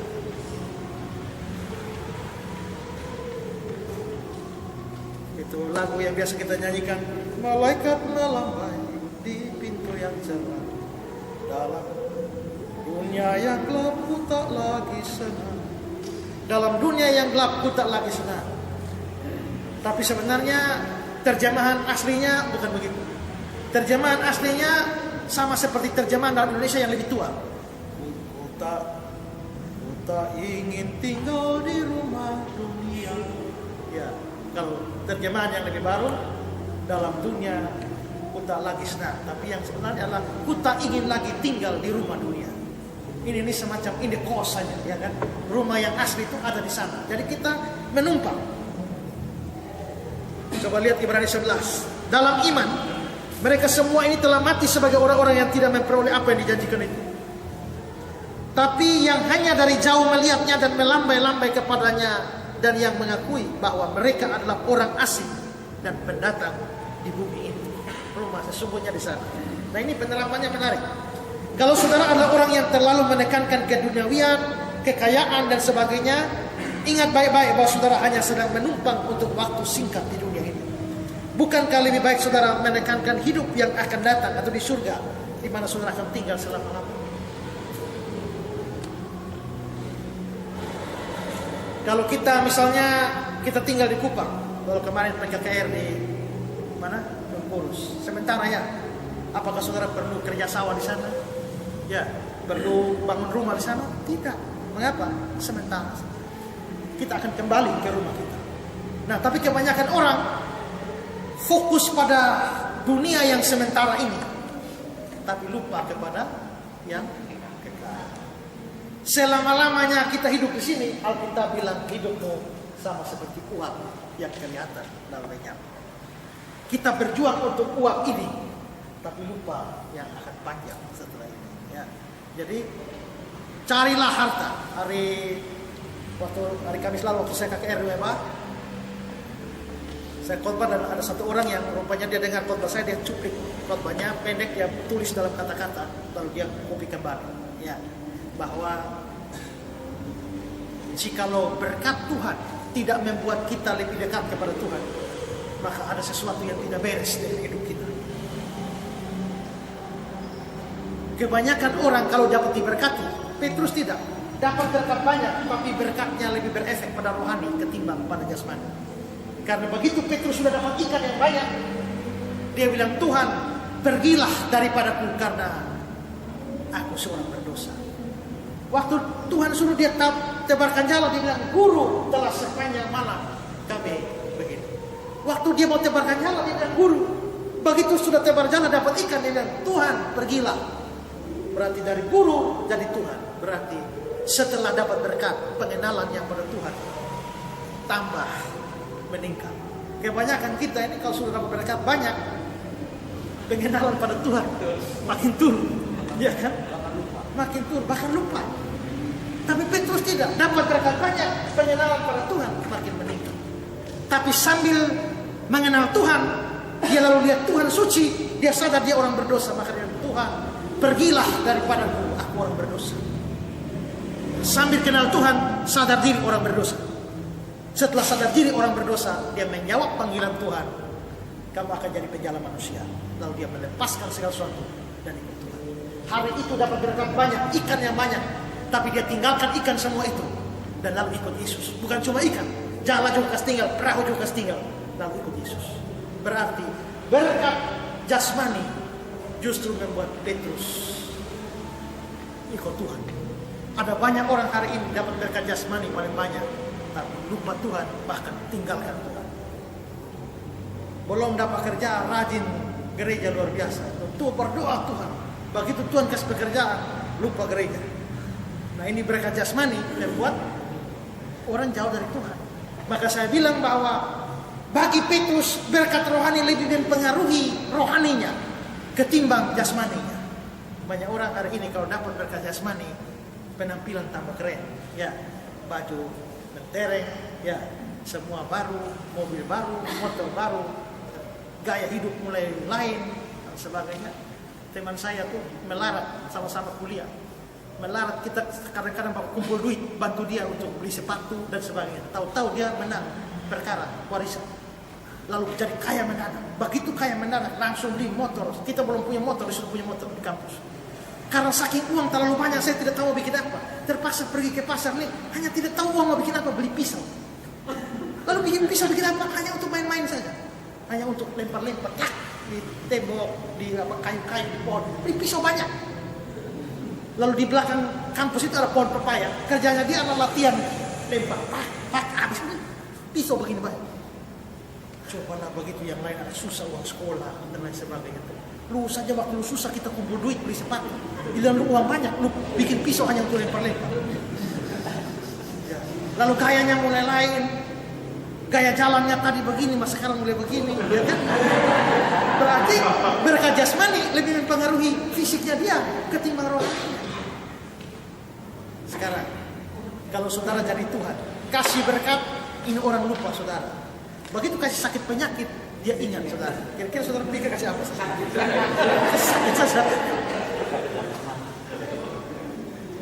Maka waktu teman di Facebook tuh kutip kata-kata saya itu, lalu ada komentar-komentar di bawah, ada satu orang komentar.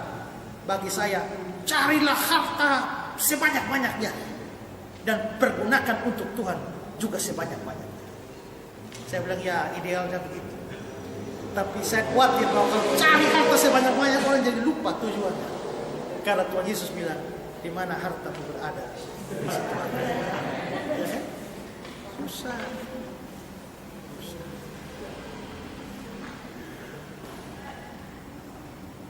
Ada banyak orang sekolah teologi. Waktu mau pergi ke sekolah teologi, bilang Tuhan ini kami menjawab panggilan Tuhan full time. Setelah tamat jadi sarjana teologi dan sebagainya, mereka harus melintang di pelayanan bagaimana? Tidak. Urus asuransi dan lain sebagainya. Saya jadi heran. Katanya dulu panggilan Tuhan full time. Nah kalau panggilan Tuhan, apakah sekarang Tuhan belok atau bagaimana? Tidak boleh saudara. Tuhan panggil semua orang untuk melayani. Tapi ada orang-orang tertentu Tuhan panggil secara full untuk melayani. Kalau Tuhan panggil secara full, ya lu jangan belok-belok lagi. Jangan belok-belok lagi. Saya pernah baca satu tulisan sudah lama. Istri Lot waktu Sodom dan Gomora dibakar, istri Lot lari keluar dari Sodom. Tapi dia lihat ke belakang dari tiang darah. Jadi itu tulisan bilang begini. Istri Lot keluar dari Sodom, tapi masalahnya Sodom tidak keluar dari istri Lot. Jadi ya. Nah, karena itu maka marilah sadar kita ini menumpang di dunia, cari duit, cari makan, cari ini, oke, tapi pikir juga untuk setelah dunia ini bagaimana. Sekalipun hidup yang sekarang ini hanya sementara, tapi ini menentukan hidup yang akan datang, dan karena itu kita harus hidup dengan takut. Ya, dibilang, maka hendaklah kamu hidup dalam ketakutan selama menumpang dalam dunia. Apa artinya hidup dengan takut? Pulpit Komentari mengatakan, kita adalah orang-orang yang tinggal sementara di sini. Hidup itu singkat, tapi karakter dari hidup yang singkat itu menentukan keadaan kekal kita. Karena itu hiduplah dalam ketakutan. Apa arti takut? Calvin bilang, rasa takut yang disebutkan bertentangan dengan rasa aman yang ceroboh. Jadi kalau rasa aman ceroboh lalu kita hidup sembarangan saja. Tidak, harus hidup dengan takut. Ini menunjukkan bahwa sekalipun Calvin percaya atau mengajarkan predestinasi dan keselamatan tidak bisa hilang, tapi Calvin sama sekali tidak menganjurkan atau mengizinkan orang Kristen hidup secara sembarangan. Saya pernah baca satu komentar apa ya, saya lupa siapa yang ngomong, tapi dia bilang begini.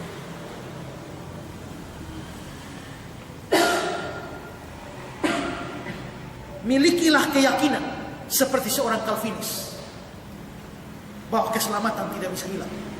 Tapi hiduplah seperti seorang Arminian, seolah-olah keselamatan bisa hilang. Ya. Jadi pikirannya harus yakin seperti Calvinis, keselamatan saya tidak bisa, saya aman. Tapi hidup seperti yang dipahami orang Arminian, jaga baik-baik, seolah-olah keselamatan bisa hilang. Kebanyakan kalau kita Calvinis, keselamatan tidak bisa hilang, hantam-hantam saja, ya kan? Toh keselamatan tidak bisa hilang. Jadi berpikirlah seperti Calvinis, bertindaklah seperti Arminian.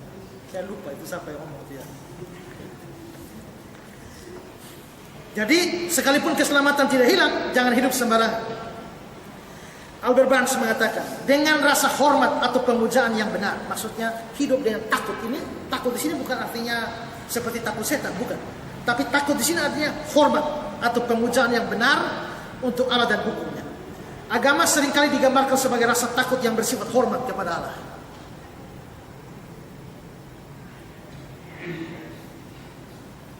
Sama seperti Paulus mengatakan bahwa hiduplah dalam ketakutan. Atau juga dalam Filipi pasal yang kedua, dia menganjurkan, kerjakanlah keselamatanmu dengan takut dan gentar. Apa artinya takut dan gentar? Artinya hormat. Jadi ketaatan kepada Tuhan itu harus karena hormat. Kebanyakan orang taat itu bukan karena hormat Tuhan, taat hanya karena takut ketahuan. Kalau orang taat karena takut ketahuan, kalau dia rasa yakin bahwa tidak ada yang tahu, dia pasti tidak taat. Tapi kalau taatnya karena hormat Tuhan, dia lihat kiri kanan aman deh, tapi yang ke atas tidak aman. Dia hormat Tuhan.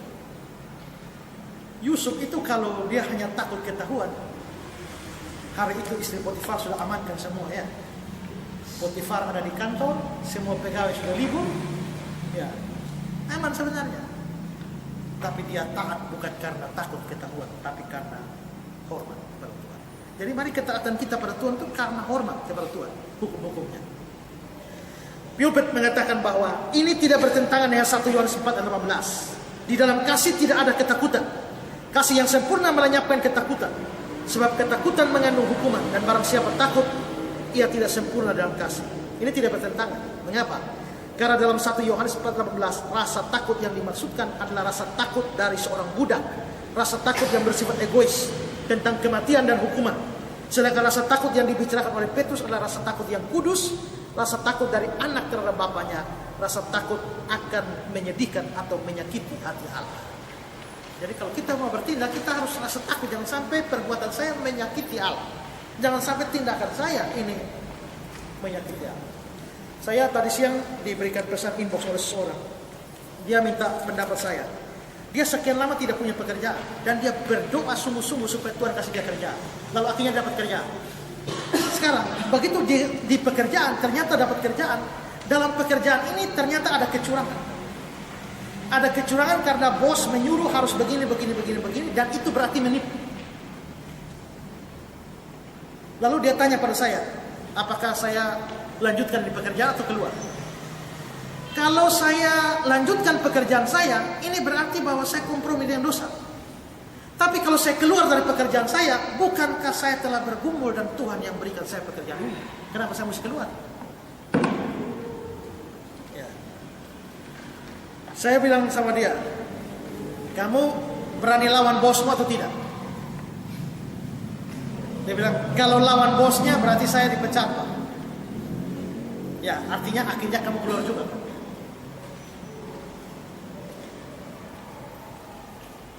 Kalau kamu tidak lawan bosmu bagaimana? Ya saya tetap begini Pak, tapi hati nurani tidak terima. Lalu saya bilang, ya kamu punya, menurut saya kamu harus keluar. Tapi silakan kamu pilih jalurnya.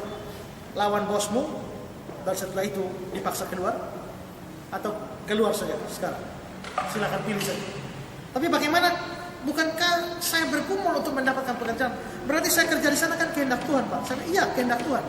Tapi kamu tidak tahu Tuhan menghendaki kamu kerja berapa lama. Mungkin Tuhan menghendaki kamu kerja di situ hanya beberapa bulan, hanya supaya menunjukkan atau melatih kamu bagaimana mengambil keputusan dalam pilihan-pilihan moral yang ada. Bisa.